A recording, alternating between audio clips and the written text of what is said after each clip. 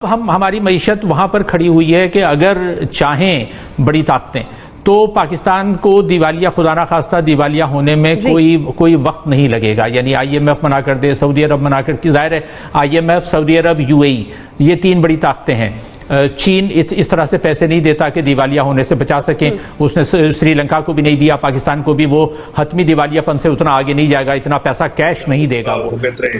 इस वक्त जब आपके फंडामेंटल्स बिल्कुल खराब हों तो आप अंदाजा लगाइए कि ये जो फॉरेस्ट रिजर्व्स हैं, ये तो अगर इंडिपेंडेंट इकोनॉमिस्ट से आप बात करें वो तो कहते हैं कि ये तो माइनस के अंदर खुदा न खास्ता ये फिगर होगी। अगर फॉर हमें इमदाद ना मिली तो हम क्या बुरी खबर ये है कि आइंदा साल मुल्क में तरक्की की रफ्तार सुस्त और महंगाई की शरह बुलंद होने का इम्कान है। मुल्क में मौजूद सियासी गैर यकीनी सूरत हाल और IMF प्रोग्राम की बदौलत तरक्की की रफ्तार सुस्त और महंगाई की शरह में इजाफा होगा। प्लानिंग कमीशन के मुताबिक महंगाई की शरह दोहरे हिस्सों में रहेगी क्योंकि आलमी अफराते ज़र का दबाव जल्द कम नहीं होगा। ये खबर इन दिनों में सामने आई है जब पहले ही महंगाई बढ़ रही है और डॉलर के मुकाबले में रुपए की कदर रोज गिरती जा रही है। वजीर खजाना महफूज इस्माइल ने कहा यह है कि पेट्रोल थोड़ा और महंगा हो जाएगा। सवाल यह है कि क्या इत्तेहादी जमातें मौजूदा मौशी सूरत हाल में सियासी कीमत अदा करने के लिए हुकूमत के साथ खड़ी होंगी।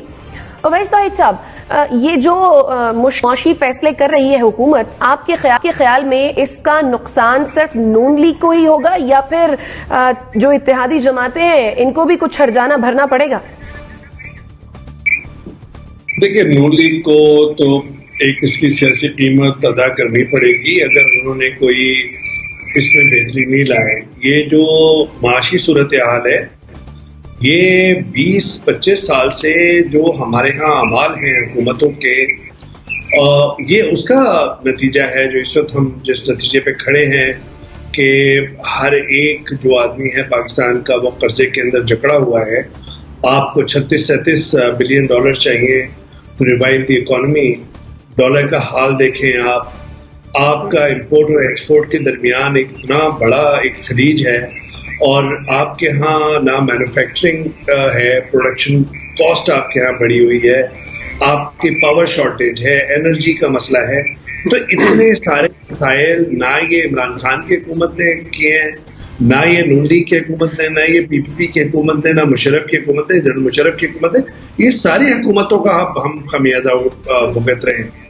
इस वक्त जब आपके फंडामेंटल्स बिल्कुल खराब हों तो आप अंदाजा लगाइए कि ये जो फॉरेस्ट रिजर्व्स हैं, ये तो अगर इंडिपेंडेंट इकोनॉमिस्ट से आप बात करें वो तो कहते हैं कि ये तो माइनस के अंदर खुदा न खास्ता ये फिगर होगी।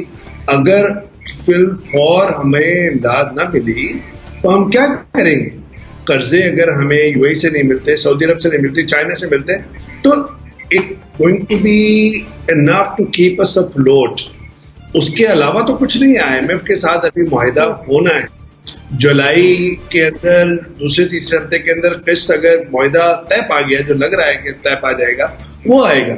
लेकिन मैं ये समझता हूँ कि नून लीग की हुकूमत जो है इस वक्त मखलूत हुकूमत, मुझे तो ये लगता है कि vote of no confidence, again as a student of politics, vote of no confidence आप जो लेकर आए हैं 1 साल पहले, आप यही लेकर आ रहे थे ना कि कोई एक आदमी जो है वो उसकी तैनाती ना हो जाए। एक खतरा है कि कहीं 2028 तक इमरान खान साहब की हुकूमत या एस्टैब्लिशमेंट के साथ उनकी जो साझेदारी है वो 2028 तक हो जाएगी। खतरात थे ना, खदशात थे। और क्या खदशा था?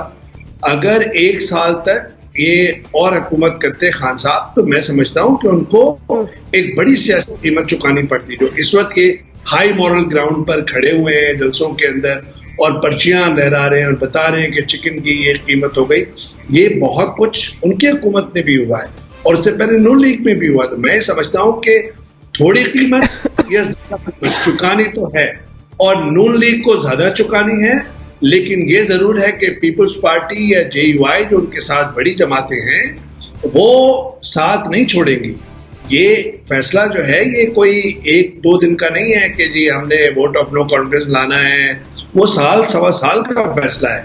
मैं समझता हूँ कि ना मौलाना फजल रहमान साहब छोड़ के जाएंगे, ना जरदारी साहब छोड़ के जाएंगे, लेकिन नून लीग को ज्यादा कीमत चुकानी पड़ेगी अगर मिफ्ता इस्माइल साहब और उनकी टीम और शहबाज शरीफ साहब की लीडरशिप में अगर नून लीग कोई खातिर ख्वाह फायदा नहीं कर सके और इसी तरीके से माशी मसाइल के अंदर, एक गिरदाब के अंदर फंसे रहे पूरे अवाम। आप अंदाजा लगाइए कि अगर 60 रुपए अभी बढ़ गया, उससे पहले खान साहब की हुकूमत में कुछ बढ़ा, तो पिछले कोई साल भर के अंदर ये कोई 100 रुपए बढ़ गया है पेट्रोल बढ़ने का मतलब है कि हर चीज बढ़ गई। आप अंदाजा लगाइए कि मैं थोड़ा सा बात करूंगा कि आधी चिकन कढ़ाई की जो कीमत है वो 300 रुपए पर ज्यादा हो गई। अंदाजा लगाइए कि हर चीज पे, तेल पर, चीनी पे, हर चीज, पेट्रोल पे जो चीज ट्रैवल करेगी पेट्रोल पे ट्रैवल करेगी और पे करेगी, डीजल पे ट्रैवल करेगी।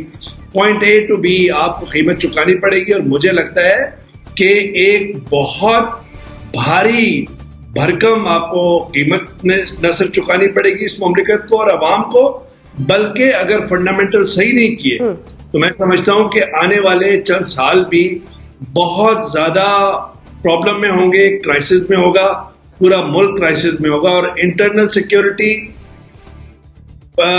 जो है वो कंपैटिबल है, लिंक्ड है आपकी मईशत की स्टेबिलिटी से और स्टेबिलिटी लिंक्ड है सियासी इस्तेहकाम से। तो मैं समझता हूं कि ये तीनों जो फंडामेंटल्स हैं ये हमें ऑफ लग रहे हैं और बहुत ज्यादा मसाइल हैं और बहुत बड़े सवालिया निशान है इस वक्त की हुकूमत की आगे एक साल के अंदर की कारदगी कैसे होगी।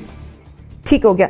डॉक्टर नाजिर साहब, ये जो मुश्किल मुआशी फैसले हैं इनके बारे में आपका क्या ख्याल है? क्या ये नून लीग के जाती फैसले हैं या इत्तेहादी जमातों को एतमाद में लेकर नून लीग ये फैसले कर रही है?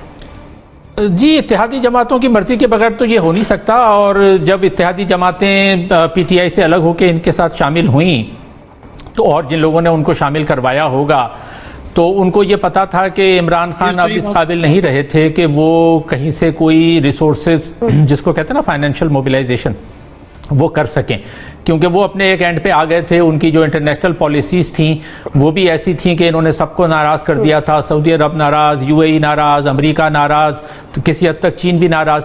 तो अब जो मुख्तदर ताकतें थीं जिन्होंने जो फाइनल फैसला करती हैं कि जी जो जमातें हैं छोटी वो कहाँ जाएंगी, तो उन्होंने जब इनको नून लीग के साथ मिलाया तो ये सोचकर ही मिलाया कि अब नून लीग ही वो शायद वाहिद जमात थी कि जो रिसोर्स मोबिलाइजेशन कर सकती थी और वो ये कर रही है। तो ये फैसले जो हैं, मैं इस बात से इत्तेफाक नहीं करता अवैस तौहीद की कि ये 20-25 साल है, वो 20-25 साल में तो हुआ था, लेकिन हम अगर देखें तो 2017-18 तक चीज़ें खासी बेहतर हो गई थी। यानी जो खराबा हो रहा था उसमें एक तरह से रुकावट लगा दी गई थी। ज़्यादा खराबा जो हम आज भुगत रहे हैं वो 25 साल का कम है, ये पिछले 3.5 साल का खराबा जो है वो हम ज्यादा भुगत रहे हैं।